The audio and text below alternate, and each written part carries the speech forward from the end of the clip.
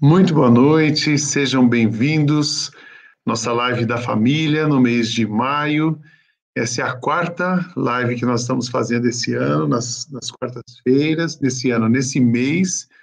A gente tivemos pessoas especiais aqui, falando sobre assuntos muito especiais, a live com as mulheres, com a Márcia Thieme, a Dolly, a Daniela, a gente teve o Gaetano abrindo o mês, tivemos a semana passada uma live com José Nascimento no Top de Gestão, e hoje tem uma convidada super especial e num tema super relevante para o nosso tempo aqui. Daqui a pouco eu vou trazer a Renata, mas eu queria primeiro dar as boas-vindas a você, pedir para você marcar aqui, dar boa noite, a cidade de onde você está falando. Também pedir para você compartilhar, a gente está aqui no YouTube, da IBM Alphaville, a gente está simultaneamente no Facebook. Então, se você puder ir lá no Facebook da IBM Alphaville, curtir a transmissão e compartilhar com alguém, vai ser bem legal, que mais pessoas podem participar com a gente. Deixa eu ver, já estou fazendo isso aqui, vou colocar no meu Facebook, vamos ver se vai dar certo. Eu já apareci aqui, bacana, já tem um grupo assistindo, pessoal chegando, sejam muito bem-vindos. Deixa eu ver se foi direitinho. Tá indo. E você pode também pegar esse link do YouTube, que a gente acabou de passar para você, e esse link você coloca nos seus grupos de WhatsApp. Isso vai ser legal, porque vão ser mais pessoas participando, mais pessoas assistindo com a gente, num tema que é muito importante, a gente falar, conversar sobre a dor. Então, eu queria dar as boas-vindas aqui, o pessoal, olha, tem a Vilma de Itapevi, Renata, Adriana, Fabiana, boa noite, Dona Cátia Costa, Lucilene, Cecília, Marciane, olha, está chegando o grupo, Maringá do Paraná, olha que joia, está espalhando, né? Quanto mais gente a gente convidar, melhor. Lembrando você o seguinte, que essa live fica gravada no canal do YouTube da IBM Alphaville, então você pode assistir ou compartilhar para que as pessoas assistam em outros momentos também. Boa noite, Reinaldo Rodrigues, boa noite, Marcos Ailton, boa noite, Douglas França, bom ter você aqui, Marina Machado, São Caetano do Sul, muito legal. E também as suas perguntas, essa live acaba sendo uma live interativa, tem um roteiro, a Renata vai conversar com a gente sobre vários assuntos, mas pintou uma dúvida, uma pergunta, você pode escrever como? Ou aí no mural do Facebook, ou no chat ali do YouTube. Aliás, falando em chat, vai até lá, dá uma curtida nessa transmissão. Se você ainda não ativou o sininho do nosso canal, você ativa o sininho para receber as próximas transmissões, mas você pode escrever no chat as suas perguntas, a sua interação, e a gente transformar esse momento aqui um pouco mais interativo e aproveitando essa oportunidade. Então, sejam bem-vindos, com certeza vai aumentando aqui o número ao longo da live e certamente vai aumentar a sua interação também. Eu vou chamar a Renata aqui. Bem-vinda, Renata, é um prazer te receber. Prazer é meu, muito obrigada. A entrevistada da noite hoje é entrevistado, bate-papo, quase é uma aula, meio com entrevista, né, Renata? E eu vou apresentar para vocês, pessoal, a Renata, quem é a Renata, né? Renata Soares. Eu sempre pergunto para a pessoa como ela quer que a gente apresente, que eu tenho um relacionamento pessoal com a Renata, tenho um relacionamento de igreja, então é importante a gente... A Renata se apresenta assim, uma filha amada de Deus, ela é fisioterapeuta de criança e de adolescente nos últimos 8 anos, mas estuda dor há 15 anos. Ela é membro da equipe multidisciplinar de dor pediátrica da Unifesp de São Paulo. Então, fisioterapeuta, formação, mas também estudando dor, formação e prática, né? Atende muita gente e atualmente se especializa na dor. E eu fico imaginando, Renata, como é profundo o seu trabalho, sua pesquisa, e profundo e relevante, né? Então, assim, obrigado por ter aceitado o convite e por estar conosco aqui nessa noite. Vamos começar falando, Renato, o que é dor? Explica para a gente a definição de dor. Fala um pouco disso para nós. O que é dor? Uma palavra tão forte nesse tempo que a gente está vivendo. Tá. Primeiro eu queria dizer que assim a melhor forma, né, da gente se prevenir da dor ou da gente conviver bem com a dor é a informação. Então eu acho isso louvável assim, né, num canal como esse, para quanto mais as pessoas se informam a respeito de um assunto como esse, melhor elas podem lidar e elas podem também ter um bom crivo do profissional que elas procuram, né, para saber se ele está alinhado, né, com os conceitos que vão, na verdade, melhorar a vida da pessoa que está sentindo isso, né. Eu vou ler o novo conceito de dor, ele foi transcrito em maio de 2020 pela IASP. A gente tem uma associação internacional de estudo da dor. Então, que é a IASP, né? Eles redefiniram, modelaram essa definição como uma experiência sensorial e emocional desagradável associada ou semelhante àquela associada ao dano real ou potencial ao tecido. A dor é sempre uma experiência pessoal que é influenciada em vários graus por fatores biológicos, psicológicos e sociais. E aqui eu acrescento, eu própria, Renata, acrescento, sem dissociar nenhum desses fatores. Usar biológicos, psicológicos e sociais num bolo só. Agora vamos traduzir isso em palavras mais palatáveis, mais simples, né, para a gente compreender bem. A dor, ela é uma experiência. Então, nenhuma experiência pode ser ela pode ser desprezada, né? Ela é uma experiência sensorial e emocional desagradável. Ela sempre é desagradável. Você pode aprender a modular, pode aprender isso, né, com treinos a sentir mais ou sentir menos, mas ela é sempre sentida e ela é sempre desagradável, mesmo que ela tenha uma finalidade, tipo uma dor de parto, né? É uma finalidade nobre, linda, mas o momento da dor é desagradável. Então, interessante esse conceito da experiência, bem expandido, né? Não é só um sentimento, é muito maior do que isso. Não é só uma sensação, não é só um sentimento, e não é só uma coisa que todo mundo tem que passar, não. Ela é uma experiência. E como toda experiência, cada um vai interpretar essa experiência, ou vai viver essa experiência à sua maneira, né? À sua maneira. E aí a forma como você vai viver essa experiência, ela está muito ligada à cultura, a experiências anteriores, né? As sensações que você já teve, boas ou ruins, que se relacionam àquilo. Então, por isso que ela não é só uma sensação, né? Que ela é um conjunto de sensações e a gente fala que é uma experiência. Interessante. Falando de experiência, sensação, você falou de sensação, sentimento, e tem uma outra palavra que você usou. Eu falei sensorial, emocional, desagradável, associada ou não a um dano tecidual, isso, né? Tipo, explica para nós, então, como é que é esse processo da dor? É sensação, é sentimento, tem um sensorial, fisicamente... Para onde vai a dor? Sim.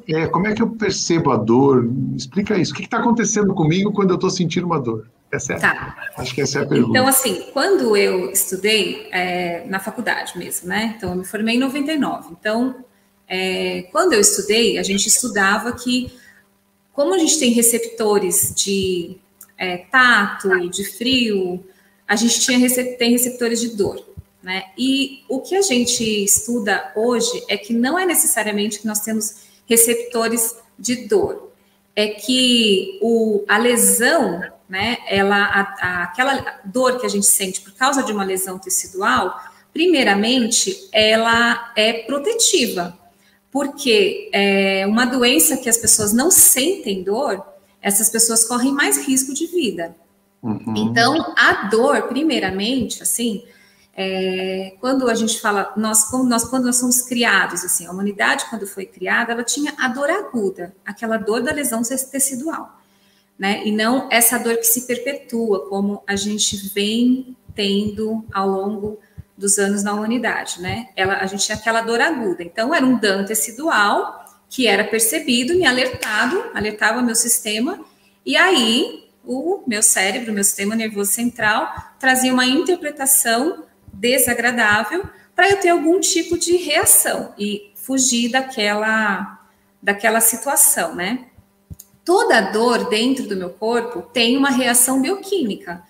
Vai ter vários, não vou ficar falando esses nomes aqui, mas vão ter várias substâncias bioquímicas e dependendo da lesão que você tem, vai ser o que gera, e às vezes não tem lesão e também gera aquela reação bioquímica, por isso que a gente tem os medicamentos.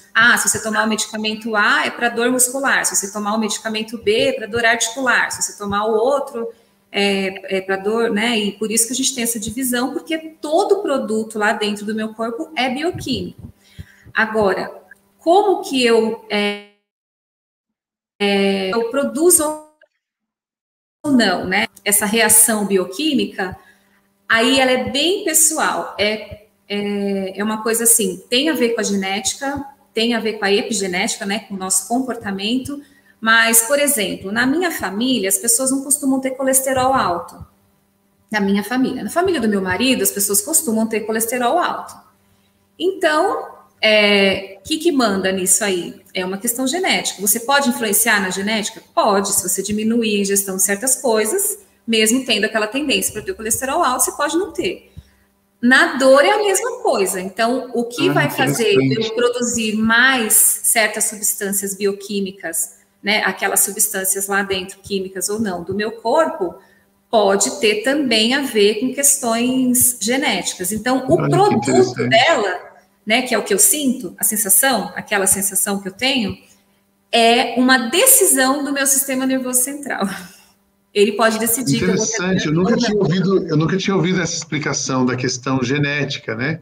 Se vai ter uma propensão maior, ou alguns têm uma propensão maior, outros menores, para isso, para a questão vamos ver um exemplo, a gente está bem próximo, né? E você está, sei lá, talvez uns 8 quilômetros daqui, não sei. Sim. Olha como eu estou vestida e como você está vestido. É uma percepção, é uma interpretação, né? Verdade. Eu não sei quantos graus deve estar, uns 17, 18 graus, não sei. Eu tô com uma camisa e um casaco e um negócio no pescoço e você tá de camiseta. A dor também é assim. Então, isso a gente chama de limiar. O limiar é pessoal. A produção bioquímica também é pessoal e a sensação também é pessoal. E a interferência do ambiente também modula em todas essas outras coisas, né? Eu posso ter um limiar baixo, ou seja, com pouco estímulo eu sinto dor. Eu posso ter uma questão bioquímica que me favoreça ter dor, e uma coisa pode estar presente e a outra não. Legal. Isso tem uma pergunta totalmente pessoal, cada um é um. Tem uma pergunta aqui do Saulo Oliveira, que é: a dor pode ter origem ou causa do lado psicológico e não apenas se limitar ao físico? E eu quero emendar essa pergunta dele, porque a gente fica assim, essa dor é psicológica, ou então dor é psicológico, a pessoa está sentindo uma dor, a gente fala, isso é só na sua cabeça, né? Famoso, isso é só na sua cabeça. Como existe isso, dor psicológica, ela pode começar na cabeça, esse lado psicológico, dor psicológica, você falou de cérebro decodificando os sinais, explica isso para nós. Tá. Primeiro, eu queria dizer um conceito que é mais da psicologia, daí você pode até me ajudar, que assim, a gente não pode reduzir a psicologia como um todo a dizer assim, isso é fruto da sua cabeça, né? Isso foi você que inventou. Então, dizer que a dor é psicológica é uma sacanagem com a psicologia e um desrespeito a quem sente dor, né? Então, toda dor é real, independente de ter uma lesão tecidual. O que é uma lesão tecidual? Um corte, uma fratura, uma luxação, né? Isso é uma lesão. Um vírus, que às vezes, tipo uma herpes, que dá aquela dor, né? Que entra no nervo, isso é uma lesão tecidual. Uma hérnia, tudo isso é lesão tecidual. Então, independente da lesão tecidual, a dor é real. Agora, eu acho que eu entendi o que ele quer saber, é que assim, se essa dor é criada, né, pela sua cabeça, se é uma dor que você inventou e por isso você está sentindo a dor, né? Não, ela não é criada. A gente tem doenças que se manifestam a forma dela se manifestar é dor, e às vezes ela não tem nenhuma outra forma de se manifestar. A única forma que ela se manifesta é doendo. E às vezes ela se manifesta doendo, com irritações do intestino, com questões de comportamento, né? Mas aí tem muita coisa que é aquela coisa, quem veio primeiro, se o ovo ou a galinha, porque quando você tem dor, você tem alteração de humor. Quando você tem alteração de humor, você tem alteração de sono. Quando você tem falta de sono, você tem alteração de humor. E aí fica num redondo, assim. Então, eu não diria... eu não gosto, né, disso, de falar, e não só eu, mas da ciência também, que dor é psicológica. E dor é fruto de uma criação. Não, a dor, ela é multifatorial, né? Ela tem vários fatores, assim, né?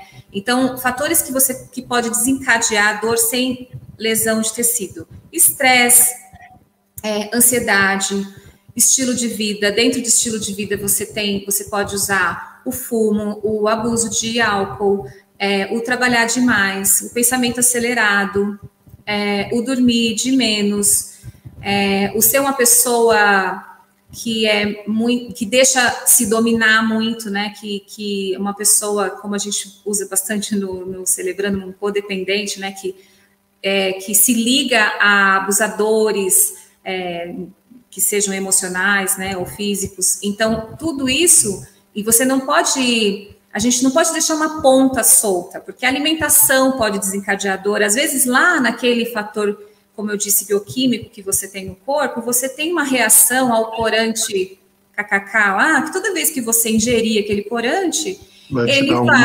exatamente, ele vai produzir alguma substância bioquímica que seu cérebro pode interpretar como dor. Então, a nutrição está ligada. Outras vezes você tem uma questão dentária que mordeu diferente, e aí um músculo ficou mais apertado que o outro, daí ele apertou um pouquinho o nervo, e aí você dormiu o tempo inteiro com aquele nervo mais apertado, e aí a hora que você acorda, já produziu uma substância bioquímica que o seu cérebro interpretou com dor. Às vezes você bebeu demais, às vezes fumou demais, às vezes dormiu de menos. Qual que é a questão de dormir de menos? Tudo que a gente se recupera no descanso, né? Você tem o gasto do corpo e você precisa recuperar no descanso. Não recuperou, aí... Vai ter um preço, bem a conta. Vai ter um preço, exatamente. E você pode pagar isso com dor ou não. Olha que interessante isso que você está comentando. Tem a Marli Porsani, ela falou aqui que falar que é fruto da cabeça e que você é preguiçoso, ouvi muito sobre isso. Ela tem esclerose múltipla e é real, né? Tem um outro comentário aqui, a Silvana: eu tenho artrite reumatoide desde 2004, já ouvi muito isso de ser coisa da minha cabeça, psicológico, tomo remédios fortíssimos por causa disso, e muitas vezes não resolve. Aqui a gente pode falar, são duas situações, né? São duas doenças crônicas, né? Então... Posso incluir mais uma doença crônica que tem aqui, a fibromialgia? Marciane perguntando, e as dores da fibromialgia? Fala um pouquinho das doenças crônicas e como é que isso afeta a dor. Eu vou deixar a fibromialgia, vou falar primeiro dessas outras duas, porque a fibromialgia é uma dessas doenças que eu falei que o que ela produz? Dor, né? Mas a artrite reumatoide ou a esclerose múltipla ou qualquer uma outra doença que tem uma varia no sistema nervoso central ou uma autoinflamatória, como essas doenças reumáticas, elas são doenças crônicas. E aí, como produto de uma doença crônica, você tem uma dor crônica, né? Então, ela tem todo dia um pouquinho de lesão tecidual, sabe? Todo dia vai lá e lesa um pouquinho, todo dia vai lá e lesa um pouquinho. E essa lesão, ela é causada por fatores químicos. Então, são doenças, algumas são autoimunes, outras são autoimunes e autoinflamatórias, outras são autoinflamatórias. Então, o corpo mesmo produz algo contra o próprio corpo, né? Essas doenças, elas são bastante incapacitantes, mas elas têm excelentes tratamentos, né? Agora, assim, quando você pega uma doença reumatológica, como essa artrite reumatoide, você ainda vê na imagem alguma coisa, né? Quando você pega uma esclerose, você também ainda vê alguma alteração, tem um exame para isso, né? Quando você pega a fibromialgia, ela é um diagnóstico de exclusão. Então, você tem que descartar A, B, C, D, faz várias coisas, descarta várias coisas, e aí dá o diagnóstico. Então, hoje, se percebeu, né, que quem tem a fibromialgia tem um certo comportamento, tem um certo perfil de personalidade, tem outras síndromes associadas, metabólicas, né? E a fibromialgia, eu penso que de todas essas doenças dolorosas, né, que causam dor, a mais difícil de diagnosticar bem, de ter um diagnóstico certo, a mais difícil de medicar, né, de achar certo a medicação certa para aquela pessoa, e é a doença mais que a gente tem o maior disability, né, pegando esse significado do inglês mesmo, de tornar você uma pessoa pouco habilitada, né, então, de deixar você, tipo, eu tô na festa, mas não consigo curtir a festa, eu tô comendo essa comida, mas eu não consigo sentir o gosto. Ela é a doença que tem o maior disability no mundo, ela é uma das doenças mais incapacitantes e ela não tem um CID, né? Ela não tem um código que é dela, né? Para dizer assim, e é a doença que mais recebe o rótulo de você estar inventando a dor, né? Você não está vendo. Então, a fibromialgia, eu lembro muito, né? De Paulo dizendo... eu tenho um espinho na carne, né? Então, você consegue imaginar aquele espinho ali fazendo assim. Ali está doendo, está incomodando, mas você não vê, né? Até pessoas que não conhecem os textos bíblicos, quando elas vão descrever a dor, elas descrevem assim, nossa, parece que eu pisei num prego, nossa, parece que minhas costas queimam, parece que me jogaram uma água quente, parece que estão ralando a minha pele, esfregando uma escova. Essas são as sensações que essas pessoas têm. Deixa eu já aproveitar, desculpa. Não, tudo bem. E aí, acaba que essas pessoas são classificadas. Ah, lá vem a mal-humorada, lá vem aquela que é antissocial. Eu falo aquela porque a grande maioria é mulher. Hoje a gente tem no mundo 1 para 12. Cada 12 pessoas, uma pessoa tem fibromialgia. Na pandemia... as dores de quem tem fibromialgia aumentou em 70%, né, por causa, né, disso. Então, a gente pode dizer que o isolamento social, ele aumentou bastante a incerteza do futuro, né, porque, imagina, uma pessoa que tem dor e ela não consegue nem distrair para esquecer um pouco a dor. Então, foi bem difícil mesmo e também o aspecto de atividade física, né? Porque... Então, deixa eu já avançar um pouquinho, assim, no que você falou, né? A pandemia, então, ela aumenta a dor física, alguém falou aqui de dor emocional, ela aumentou a dor. Aumentou. É assustador, né? Aumentou para quem tem fibromialgia, 70%, né? Mas ela aumentou a dor de todas as pessoas, tá? Não é que ela aumentou os diagnósticos de fibromialgia, ela aumentou a dor porque, assim, um dos fatores que a gente predominantes para a dor é o sedentarismo, né? Sedentarismo, ele é um precursor, assim, ele vem antes da dor, mesmo que não seja uma doença de dor, mas ele vem. Então, você pode, ele aumentou dor nas costas, a dor mecânica aumentou muito, né? Que é essa dor do mau uso do corpo, não sento direito, adaptei a cadeira da minha casa para trabalhar, não consigo mais fazer caminhada, não consigo mais... Imagino como isso deve ter pegado, né? Isso aumentou bastante, mas aí quem já sofria dessas dores tiveram um aumento ainda maior. Antes de avançar um pouquinho, tem aqui a Lívia. É legal que eu vou mexendo aqui, ver as perguntas, tem a Lívia, e eu quero, pessoal, vocês podem perguntar, eu quero o máximo que a gente puder aproveitar e passar para a Renata e aproveitar do conhecimento dela aqui, para essa live ser bem esclarecedora, né? A Lívia está uma pergunta bem genérica, mas dentro desse tema. Como que a gente lida, então, com essas dores crônicas? Ou de um diagnóstico de fibromialgia, da esclerose múltipla, do artrite reumatoide, uma dor crônica que você está sentindo e que a gente sabe que aumentou, né? Tá. Tudo que é crônico é de tratamento multiprofissional, tá? Então, assim, se você vai procura um profissional e ele tenta centralizar nele o tratamento da dor crônica, procure outro. Porque tudo que é crônico, né, ele precisa dessa visão múltipla. A gente precisa amarrar todas as pontas. Você não pode deixar nenhuma ponta solta, porque vai que a ponta que você deixou solta é aquela que desencadeia a sua dor. Então, o melhor é melhorar o seu estilo de vida, né? E dentro da psicologia, a terapia cognitivo-comportamental é aquela que vai ajudar você a achar o seu ponto gatilho que desencadeia a sua dor, né?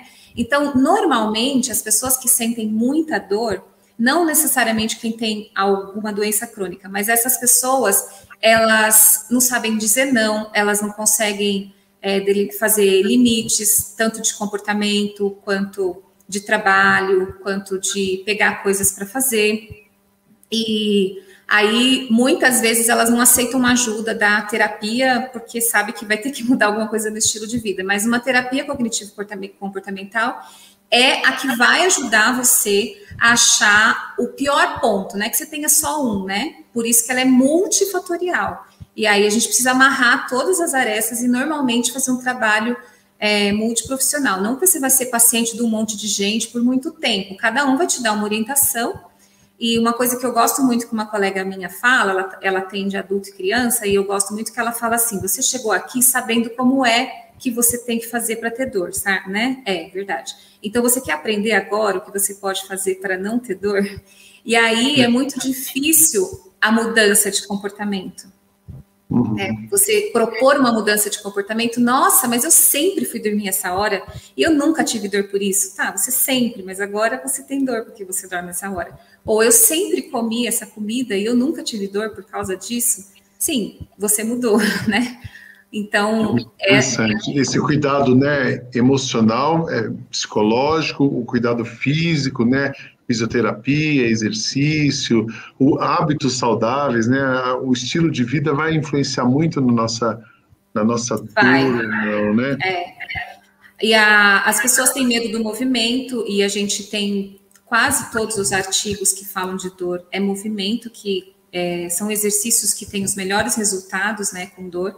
Então, o papel do fisioterapeuta, por exemplo, é tirar o medo do movimento. Ele é para isso, não é para você ficar todo dia indo lá, fazer massagenzinha naquela sua dor, passar um aparelho, passar outro. Não, é para você tirar o medo do movimento e sair dele e fazer os seus exercícios. E quando você precisar, de vez em quando você procurar, né? E a gente veja assim, ó, de todas as pessoas que têm dor, 90% das pessoas tratam dor só com remédio.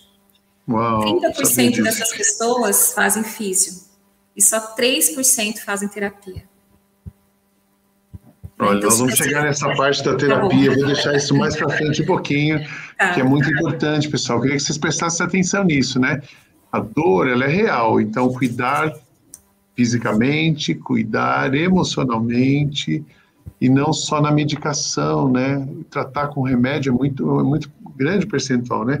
A Marlita bem interativa aqui, ela fala disso, né? Exercícios ajudam muito, alongamento, pilates, fortalecimento dos músculos.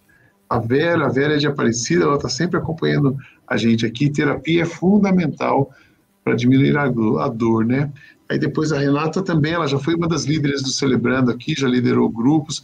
O Celebrando é um excelente caminho, mecanismo para a gente tratar a nossa dor, né? Especialmente aquela dor, esse lado da emoção, da gente cuidar da emoção para isso, né? Muito bem, muito jóia a interação de vocês, top. Eu queria que a gente continuasse falando, eu peguei aquele lance da pandemia, né? Que a dor aumentou, no caso da fibromialgia, você citou 70%, mas quais mais as dores que aumentaram? Porque a pessoa, imagina que a pessoa chega com você com uma dor, mas normalmente a dor que ela está sentindo, às vezes não é só uma coisa, como você disse, né? Que tipo de dor aumentou? Qual é a maior dor que as pessoas estão sofrendo nesse tempo, na sua opinião? Tá.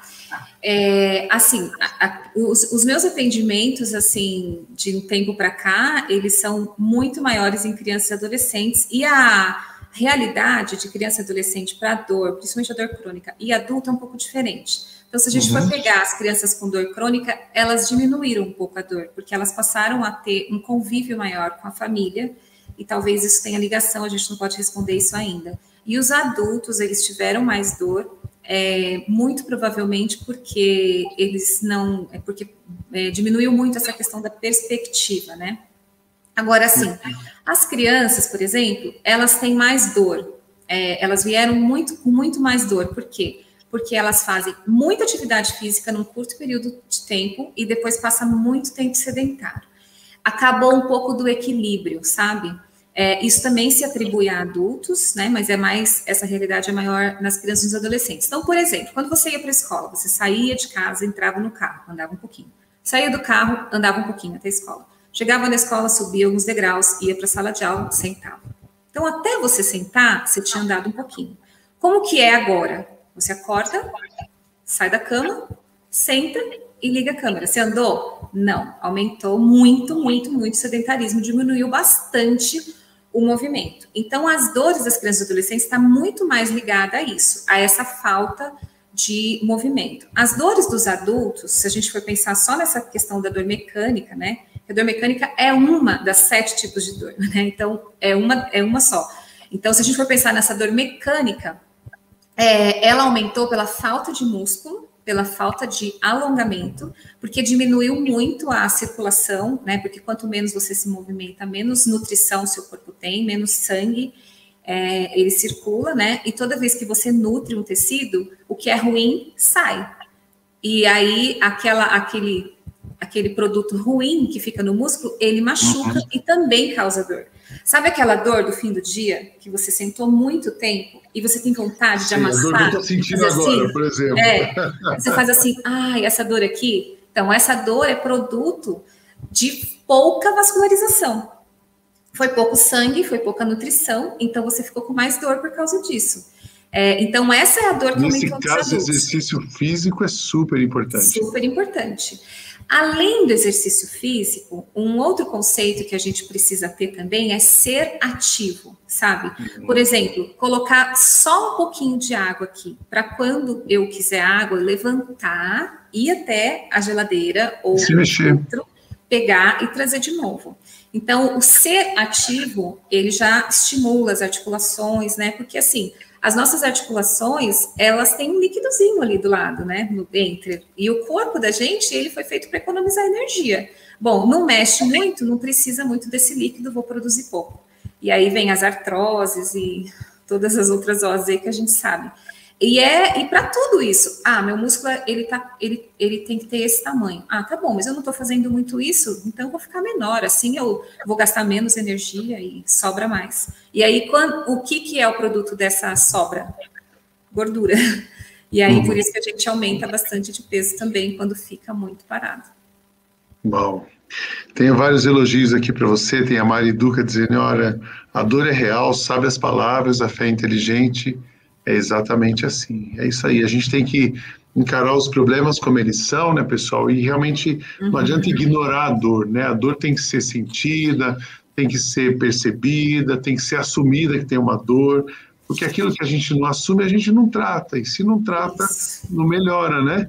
Então, é muito, muito importante. Se a dor é uma experiência, a gente tem que entender que está acontecendo uma experiência e lidar, encarar essa experiência, né?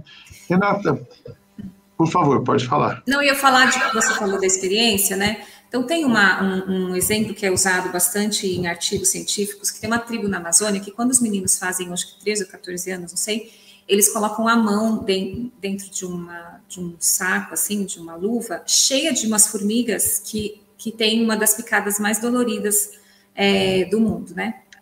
E os meninos, eles esperam tanto aquilo, né, que assim, aquele momento, porque é como se fosse um batizado, assim, para eles, para dizer que agora vocês são adultos, né, é um marco para dizer, tá vendo, você se cortou a luva de formigas, você é um adulto. Então, eles passam por aquilo, eles têm dor, eles sofrem, eles têm aquela experiência, assim, tal, e passa, assim, eles saem super orgulhosos daquilo. Várias pessoas tentaram colocar a mão nessa luva para experimentar isso, pessoas que não têm nada a ver com a cultura lá desse povo. Todas desmaiaram. né? Todas elas. Então, aqui, o que a gente pode concluir, né? Que a crença que você vive, a cultura que você vive, ela também modula a sensação de dor. Né? Então, essas crianças, elas são criadas para que, se eu vencer essa luva, eu vou ser um adulto, né? E eu vou lá, chego na Amazonas, eu quero experimentar aquilo lá, imagina, vai ser... Você vai precisar de uma ambulância aérea para tirar a gente de lá. Isso é uma coisa, né? Outro, por exemplo, quando você pega um soldado de guerra, ele tá lá com um rifle e tal, não sei o que, perde um ombro, nem percebe que perdeu o ombro, porque ele tá lá envolvido com aquilo, e aquilo é muito importante para ele, porque ele vai vencer e todo mundo vai dizer que ele foi um cara incrível, não sei o que, ele só vai sentir a dor quando ele estiver fazendo o curativo, enfim, né? Mas esse mesmo soldado, depois que o ombro dele melhorou e tal, não sei o que, um dia alguém chega por trás dele e faz assim nele. E ele pode ter uma reação exacerbada a um tapinha, porque a memória que ele tem é uma memória muito forte, muito ruim. Né? Então, assim, eu tive uma lesão na cervical e até uns 4 ou 5 anos atrás eu não conseguia fazer esse movimento. Mas não é porque eu ainda tinha lesão, eu não tinha mais a lesão. Ela já tinha sido tratada, mas a minha memória da dor de quando eu fazia isso era maior do que a minha vontade de fazer o movimento, né? Mesmo eu sendo fisioterapeuta, tendo sido estudado pela dor, eu tinha muita dificuldade de assumir que se eu não fizesse aquele movimento, eu estava lá numa reabilitação, né, com um fisioterapeuta. E aí o médico que estava cuidando de mim, ele falou assim, eu vou mandar para você para um outro físio que você não consegue mandar nele, porque daí você vai fazer exatamente o que ele está falando. E aí eu me vesti de paciente para entender que eu realmente precisava fazer aquele movimento, enfrentar o meu medo do movimento, para poder deixar de ter a dor. Então, hoje eu consigo fazer isso, eu lembro da dor, mas eu consigo fazer sem ter aquela dor horrível que eu tive no dia que eu machuquei meu pescoço, por exemplo. Uau! Eu quero mudar um pouco de assunto, mas tem aqui o Vanderlei, ele faz um comentário de uma coisa que você já mencionou, e só quero ressaltar para a gente aqui. Boa noite, pastor e Renata. Temos atendido muitas mães com sintomas, eles têm um ambiente, uma ONG, né, que eles cuidam de famílias e tal. Muitas mães com sintomas psicossomáticos, suas maiores dores são dor de cabeça, articulações, fadiga, mesmo estando deitadas. Isso tem alimentado muito nesses últimos 10 meses. Muitos têm procurado ortopedistas e alguns indicado medicamentos psicotrópicos. É uma tendência com a ausência dos exercícios e terapia? Eu acho que você respondeu isso já, né? Realmente Qual é o percentual mesmo, Renata? 90% tomam mais medicamentos, só 3% fazem terapia, 30% fazem físio e menos de 1% fazem exercício. Gente, na verdade, 90% tomando medicação e você pode ter outros mecanismos, outros apoios, né? A gente não pode tirar a medicação, o papel dela, e tem gente que vai precisar sim tomar a medicação a vida toda se ela quiser ter uma boa qualidade de vida. Não vai ter jeito. Tem gente que vai precisar sim, mas muita gente toma medicação porque não quer mudar o estilo de vida, porque ela não quer enfrentar, fazer exercício, dormir mais cedo, dizer não para alguma coisa que gosta de comer. E aí, enfim, é mais confortável e pode ser, às vezes, uma decisão até consciente, viu? Não, eu vou tomar remédio mesmo, porque é assim que eu vou viver melhor. Tudo bem. Agora, uma coisa que ele colocou é que a gente não trata a dor como psicossomática, né? Pelo menos a linha que eu trabalho, né? Eu trato a dor como uma dor real, produzida mesmo bioquimicamente, independente, e não apenas por causa das questões psicológicas. Quando eu coloco ela como psicossomática, é como se fosse apenas por uma questão do comportamento, né? E a dor, ela é multifatorial, né? Eu não posso reduzir a apenas uma questão ou a um trauma psicológico, alguma única coisa, né? Porque muita gente tem um trauma e não tem dor. Então, eu não posso simplesmente colocar como se fosse apenas uma coisa. Então, nessa questão, como se fosse psicossomática, é uma coisa que... Mas aí é a minha linha, tem outros pensamentos e tem outras pessoas que tratam isso de outras formas, né? Legal. Antes de mudar de assunto, tem uma pergunta interessante da Marli aqui. Sempre tive curiosidade para saber sobre as sensações de dor de pessoas que perderam algum membro. Exemplo, a amputação de uma perna, mas ainda sentem dor, coceira. Poderia falar um pouco sobre isso? Sim, a dor fantasma. Antes, eu só quero falar que eu vi um comentário da minha mãe aí, passou rapidinho. Obrigada, eu sei que ela está assistindo.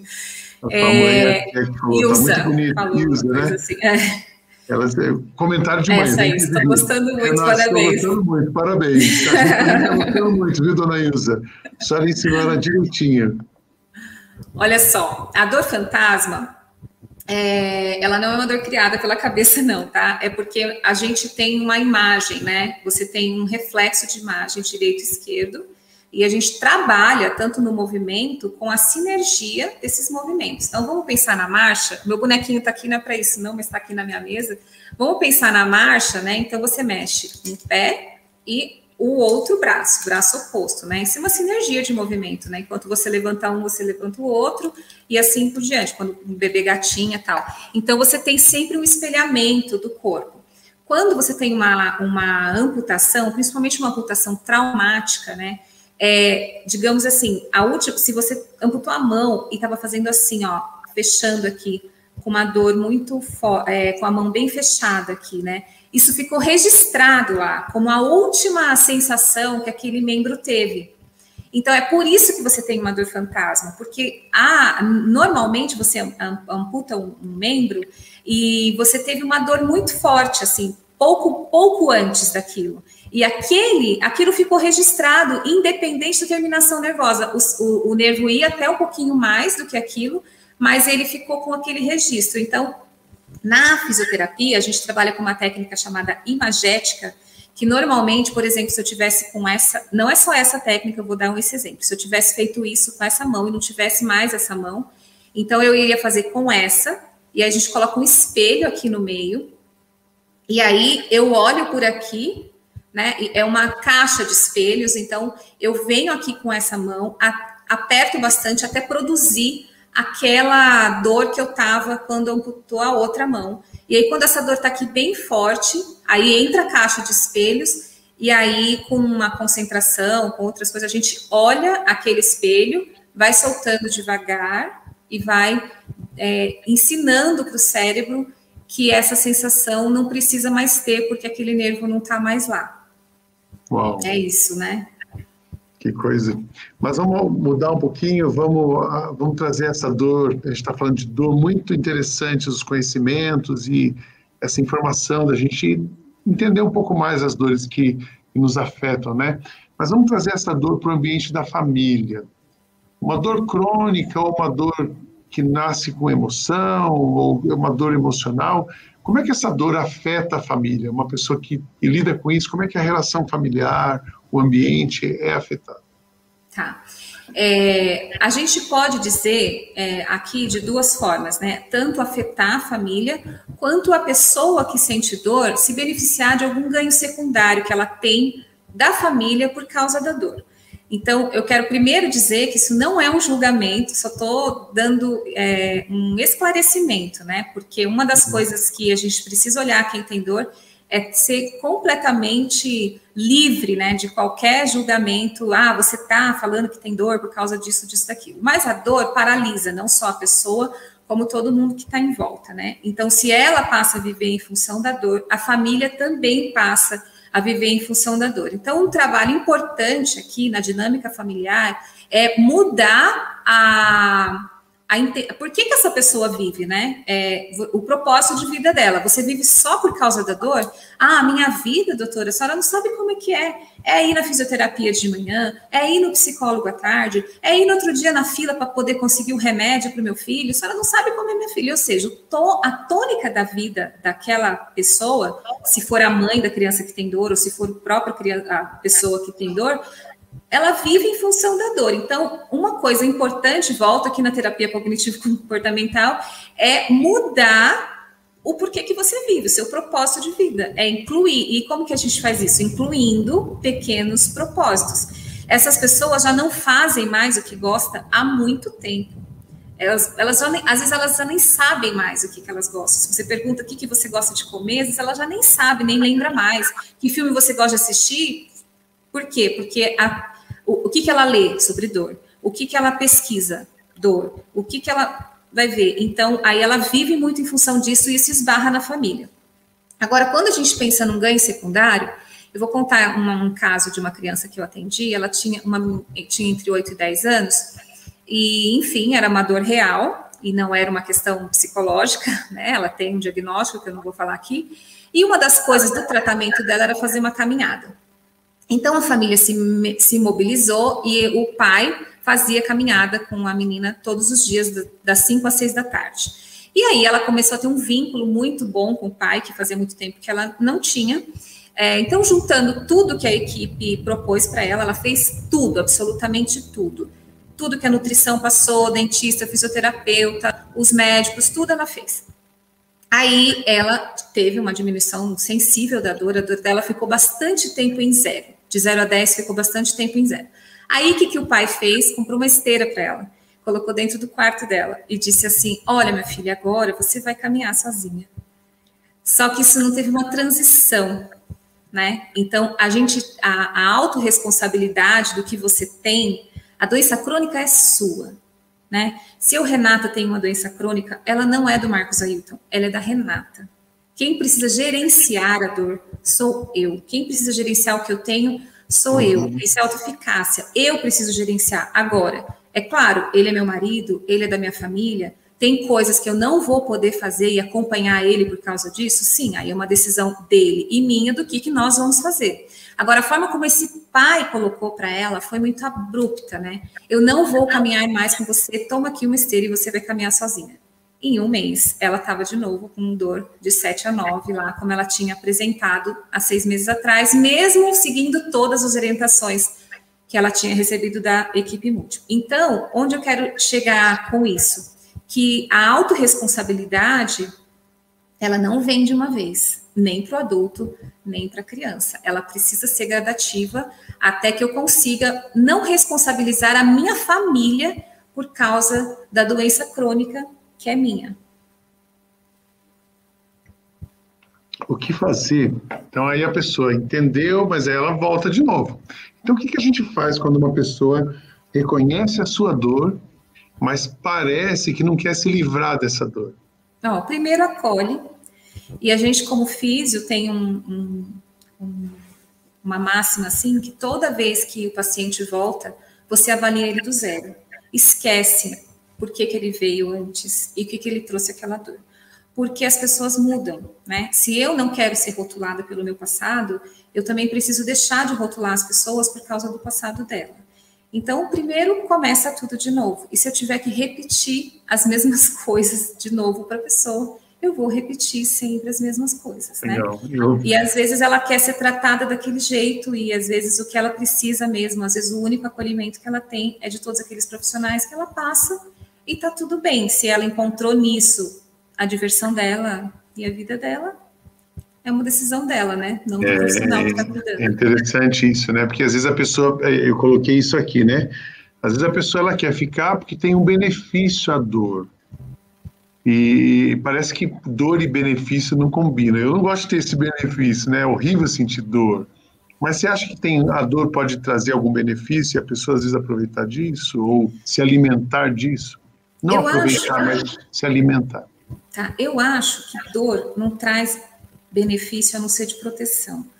Mas se a pessoa gosta do que ela tem por causa da dor, mais do que aquilo que ela vai ter sem dor, a opção é dela, né? O que a gente faz sempre durante a fisioterapia, durante as sessões de fisioterapia e todos os profissionais, os multiprofissionais, é mostrar para ela como que pode ser uma vida sem dor.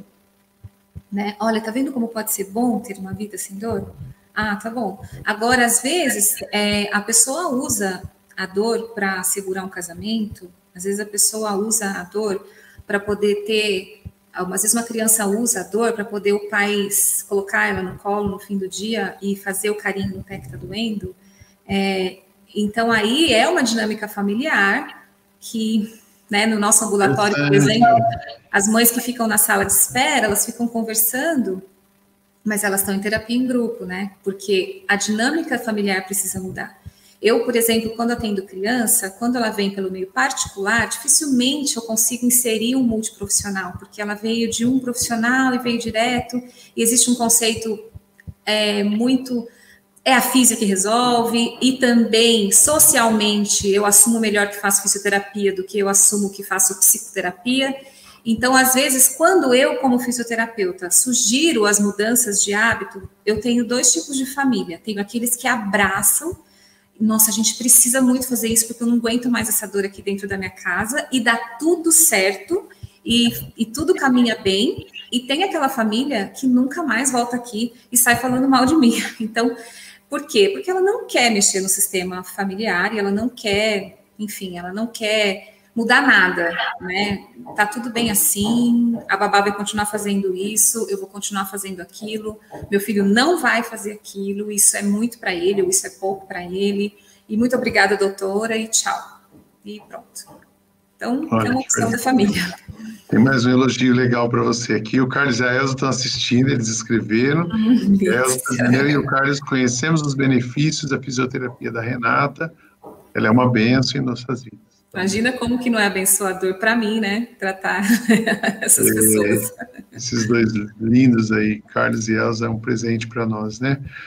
É interessante isso, eu ressaltando, né, que você está falando muito da questão da fisioterapia, da psicoterapia, a gente tratar da mudança de estilo da vida. Então, a dor, ela não é uma coisa, ela pode ser pontual ao ser identificada, mas a causa, ela é sistêmica, ela é uma coisa que múltipla, né, vem do sistema que está afetando e que está se manifestando em algum lugar. É muito importante a gente ter essa consciência e essa disposição não tem nenhuma vergonha de fazer uma psicoterapia, como também não tem nenhuma vergonha de fazer uma terapia, né? O importante é se cuidar, o importante é se livrar da experiência negativa que a gente tem, né? Eu gostei muito disso. Tem uma pergunta que eu achei bem interessante, que uma dor pode ser desencadeada por situações de perda também, perda de pessoas queridas, perda de emprego, que é uma realidade hoje, né? A gente tem aí 400 e não sei quantos mil mortos, são famílias que perderam suas histórias, e essa dor do luto, dor do desemprego, dor da doença, enfim, é muita dor nesse tempo, né? Então, fala um pouquinho sobre isso para a gente. Sim, ela pode ser desencadeada, mas por isso que eu falei da minha visão, mas não somatizada, né? Mas ela pode ser desencadeada sim. Assim como, por exemplo, eu tenho uma doença crônica no pâncreas, que eu tenho hiperinsulinemia. Meu pâncreas produz muita insulina. Então, assim, eu tinha essa carga genética, né? Depois eu descobri uma tia da minha mãe que tinha isso também. Eu tinha essa carga genética. E ela foi desencadeada pelo quê?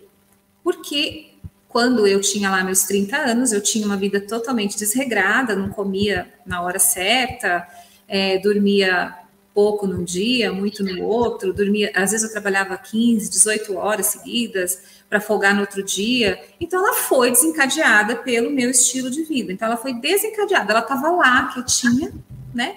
E aí aconteceu alguma coisa e tal. Foi uma coisa, isso aí foi de caráter químico, né, bioquímico, né? Meu comportamento gerou algumas coisas químicas que desencadeou esse problema crônico que eu tenho. Um trauma emocional, ele traz substâncias químicas para o nosso corpo naquele momento do trauma.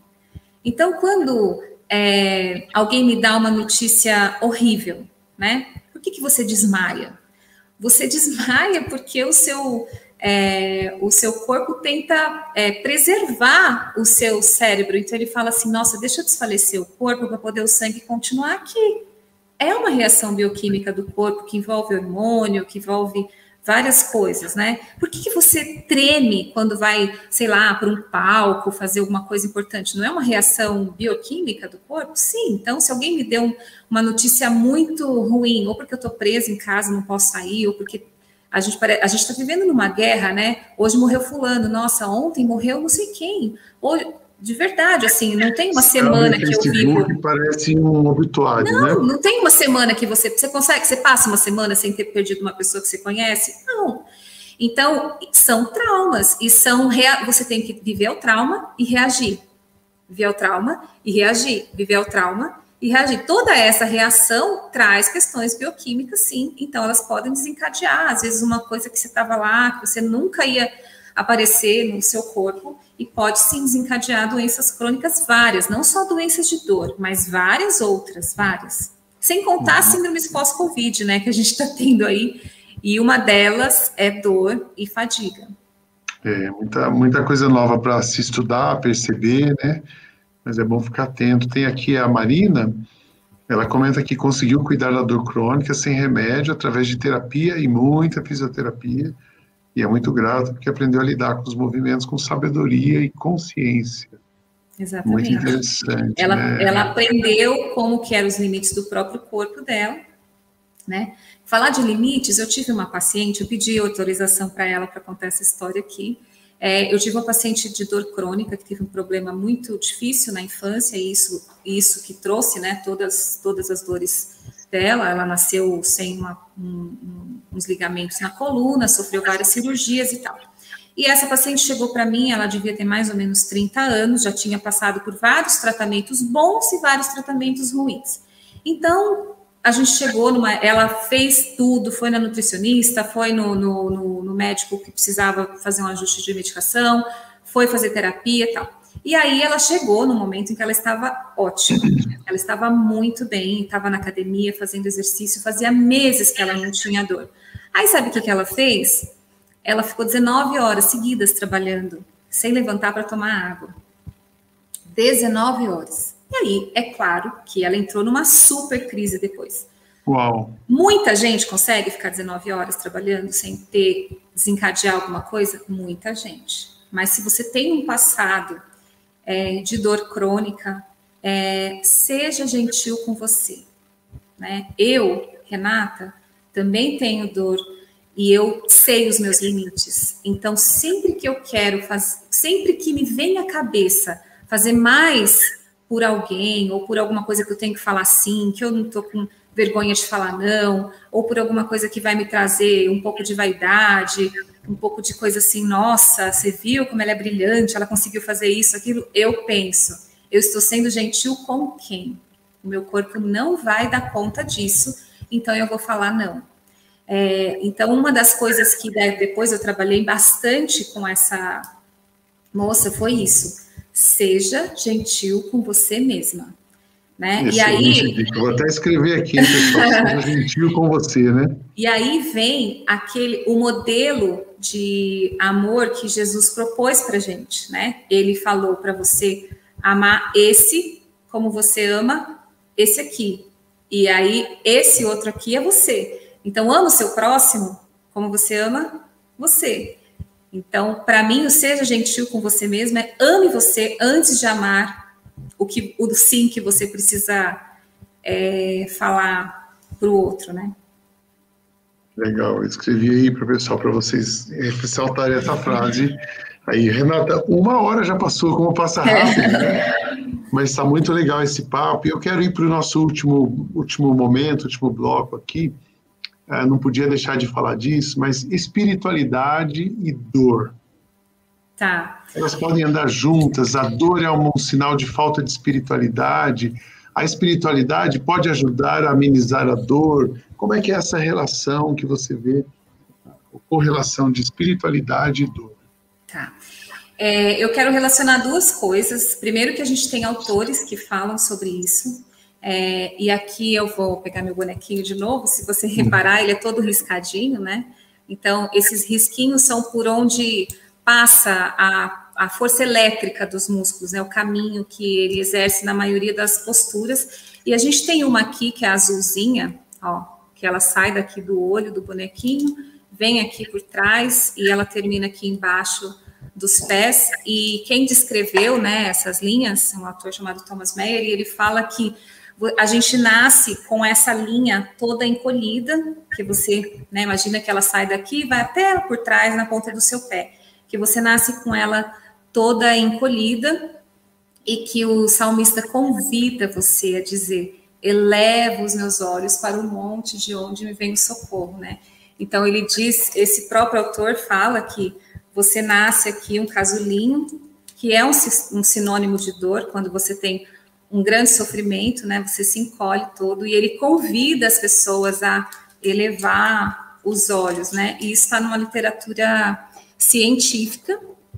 Então, a gente já tem descrições, né, de caminhos da força elétrica do músculo, que daí eu falo energia, eu não estou usando a palavra energia para não ser confundida com outros conceitos, mas com essa energia da força elétrica já tem estudos, né, que ligam a espiritualidade, tanto o meu posicionamento de prostração, quanto o meu posicionamento de adoração, a linhas de força musculares ligadas à espiritualidade.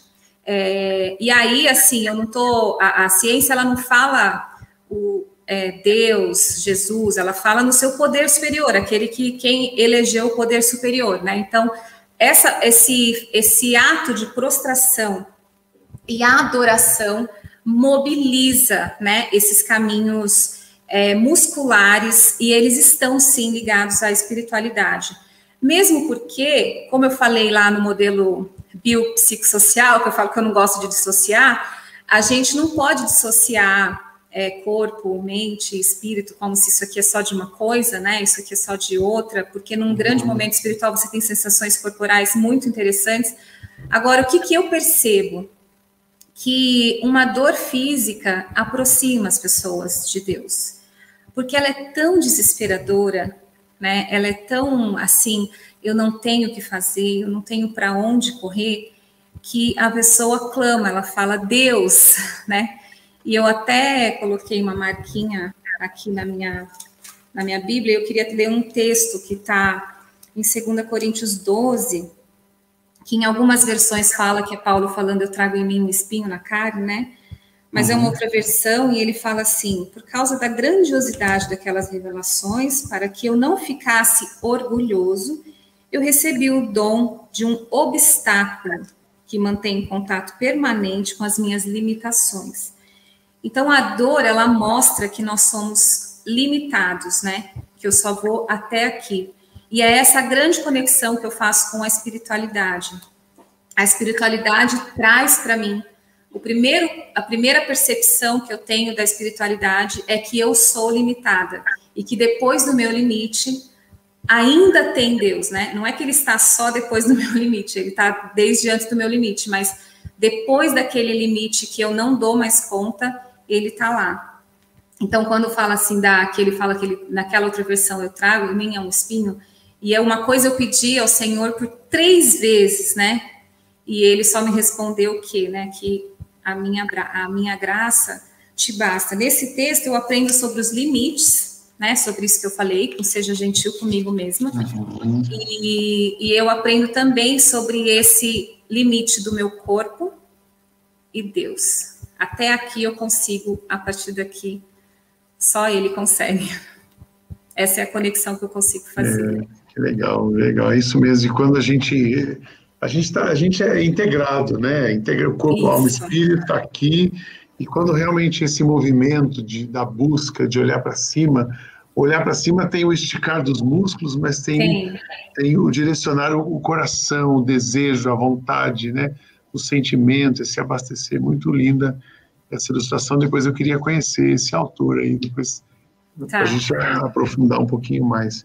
Mas é isso, pessoal. Quanta dica importante para a gente na questão do cuidado, na percepção, da coragem para assumir as suas dores. Não é vergonha sentir dor, né?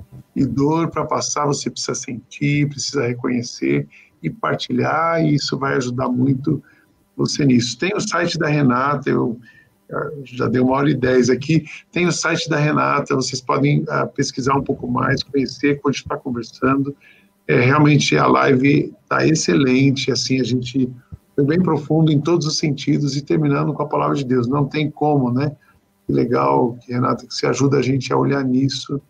E eu queria encerrar, Renata, você dando um conselho assim para uma pessoa que hoje está sentindo uma dor, seja ela qual for a dor do luto, ou a dor do corpo, a dor de uma doença crônica, ou a dor da tristeza da alma, ou a dor de ter perdido o emprego, ou a dor simplesmente uma dor que ela já carrega há muito tempo, qualquer que seja a dor que a pessoa está sentindo, qual conselho você daria para ela? Eu diria que se você tem uma Bíblia na sua casa, depois você leia João 11, que é a história de Lázaro, né? E tem uma parte que me chama muito a atenção, que em algumas versões fala assim, que alguém chegou para Jesus pedindo, né, que Lázaro estava doente, e essa pessoa fala assim, aquele que tu amas, ele está doente. E numa outra versão, eles falam assim, Marta, Maria e Lázaro, que são amados por Jesus, né? Chega até ele. Então, que sentir dor não é um sinal que Jesus não ama você. Uma coisa é uma coisa, outra coisa é outra. Ele sempre ama. E no tempo dele, ele chegou lá naquela família, né? E estendeu a mão. Mas eles tiveram que quebrar alguns paradigmas e algumas crenças, né? Eles tiveram que abrir o túmulo, tiveram que tirar as ataduras dele, contra a cultura, contra aquilo que eles acreditavam, né? Contra crenças negativas. Ele está morto, Jesus. Então, crenças limitantes, eu diria que você se esvazie das suas crenças limitantes. Isso acho que é o mais importante, porque a crença, eu não estou dizendo crer em Deus, né? A crença que limita você, ela impede que você dê um passo em direção a viver melhor. Muitas vezes as pessoas não vão zerar a dor, nem a dor física, nem a dor emocional. Muitas vezes a dor vai continuar com você, mas às vezes você consegue fazer alguma coisa, como isso do fazer exercício, fazer uma psicoterapia, encontrar com seus amigos que você gosta, encontrar coisas que você gosta de fazer e substituir o desprazer por algumas pequenas gotas de prazer. E assim você consegue, mesmo que conviver com a sua dor, ter alguns momentos que você possa aproveitar um pouco mais. Essa acho que é a palavra que eu daria. Muito bom, muito bom. Gente, conte conosco para ajudar você no tratamento, na questão da sua dor. Obrigado, Renata, por nos inspirar, nos abrir caminhos. Acho que são várias janelas abertas aqui para a gente pensar um pouco sobre a dor. E a gente está aqui como igreja pronto para apoiar você no seu processo, nas suas dores, te acolher, te apoiar e ajudar nisso. Todos os dias de manhã a gente está orando, a oração é um excelente caminho para a gente lidar com as nossas dores, né? Orar e falar com... Eu falo que orar é falar com quem resolve. Então, todos os dias, 6:30 da manhã, a gente está no Instagram, se você quiser orar conosco.